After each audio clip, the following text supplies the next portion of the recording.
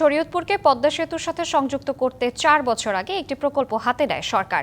জেলা শহর থেকে ডাওডাবা পর্যন্ত ৪ লেনের সড়ক ও ২টি সেতু নির্মাণে ব্যয় ধরা হয় প্রায় ১৭০০ কোটি টাকা। তবে দুইবার সময় বাড়ানোর পরও ২৭ কিলোমিটার এই সড়কের কাজ এখনও অর্ধেকের বেশি বাকি। ফলে পদ্মা সেতুর সুফল এখনও পাচ্ছে না শরীয়তপুরবাসী।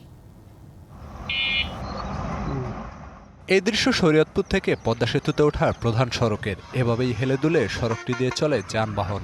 একটু এদিক ওদিক হলেই থাকে উল্টে যাওয়ার শঙ্কা। ২০২১-২২ অর্থবছরে শুরু হয় ১,৬৮২ কোটি টাকার এই প্রকল্পের কাজ।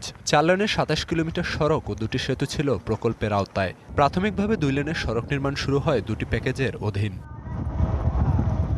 এর মধ্যে শরীয়তপুর ফায়ার সার্ভিস থেকে টিএনটি মোড় পর্যন্ত ১৩.৫ কিলোমিটার সড়কের কাজ ৯০% শেষ। তবে আরেক প্যাকেজের টিএনটি মোড় থেকে নাওডোবা পর্যন্ত ১৩.৫ কিলোমিটার সড়কের অর্ধেকের বেশি কাজ বাকি।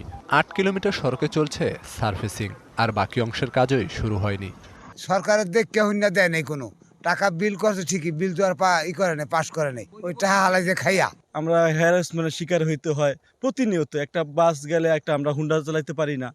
আর ২টি সেতুর মধ্যে ৯০% সম্পূর্ণ হয়েছে একটির। ৪০% শেষ হওয়ার পর অন্যটির কাজ থমকে আছে ভূমি জটিলতায়। অথচ আগামী জুনে শেষ হবে প্রকল্পের মেয়াদ। সব মশার বিরুদ্ধে সুরক্ষা দিতে এলো বসুন্ধরা এক্সট্রিম অ্যারোসল। মশার বিরুদ্ধে এক্সট্রিম সুরক্ষা। বেহাল এই সড়কের কারণে ভোগান্তিতে বাসিন্দারা, ঘটছে দুর্ঘটনা। ৪ বছরেও কাজ শেষ করতে না পারায় ক্ষোভে ফুঁসছে বাসিন্দারা।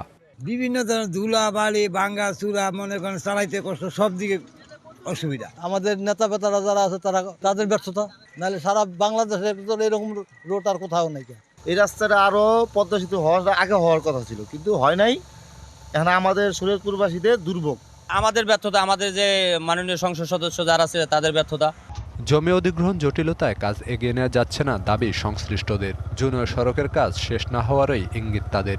যে কাজ আছে সেগুলো যে ভূমি বুঝে পাওয়া যাবে সেগুলো 2026-এর জুনের মধ্যেই মোটামুটি শেষ হয়ে যাবে। তবে আমাদের এই প্রকল্পের মেয়াদ 1 বছর বাড়াতে হবে, এজন্য আমরা আবেদন করছি। জেলার প্রধান সড়কের এমন দশায় ক্ষতিগ্রস্ত স্থানীয় অর্থনীতি। দ্রুততার সাথে সড়কের কাজ শেষ করার দাবি সরকারের কাছে। DBC news desk.